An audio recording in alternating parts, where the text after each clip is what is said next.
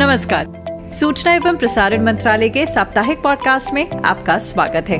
इस बार का हमारा अंक आधारित है नए भारत को नई दिशा देने वाली योजना डिजिटल इंडिया पर। इस योजना ने भारतीय अर्थव्यवस्था को कैसे एक नया मोड़ दिया है, आइए आपको एक एक करके बताते हैं। डिजिटल इंडिया यानी सबको अवसर, सबको सुविधा, सबकी भागीदारी। सरकारी तंत्र तक हर किसी की पहुंच, पारदर्शी, भेदभाव रहित व्यवस्था और भ्रष्टाचार पर चोट, समय, श्रम और धन की बचत, तेजी से लाभ, पूरा लाभ। डिजिटल इंडिया यानी minimum government, maximum governance.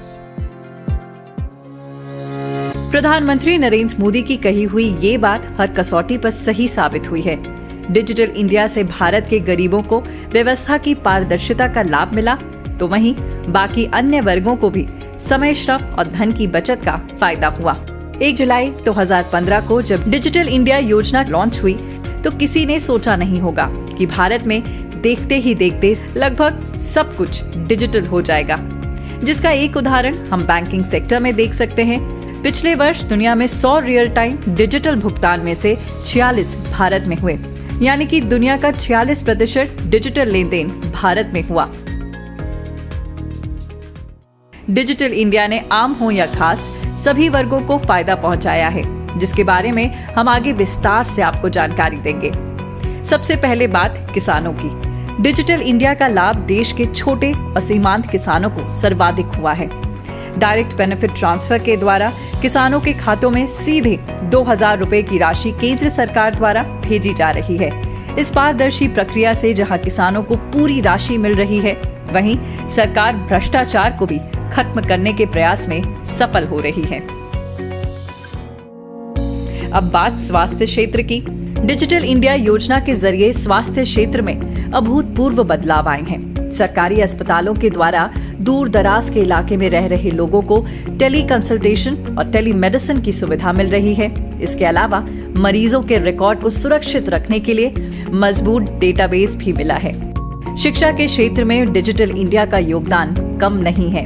Corona काल में स्टूडेंट्स और ऑनलाइन क्लास और ऑनलाइन एग्जाम की सुविधा मिली। वहीं ई लर्निंग के माध्यम से सुदूर क्षेत्रों के स्टूडेंट्स की पढ़ाई और तैयारी सुगम हुई। भारत का ये डिजिटल रेवोल्यूशन सिर्फ फिनटेक तक सीमित नहीं है। भारत आधुनिक व्यवस्थाएं बना रहा है, लोगों की ईज ऑफ लिविंग बढ़ा रहा है। इसका एक उदाहरण भारत का डिजी लॉकर है।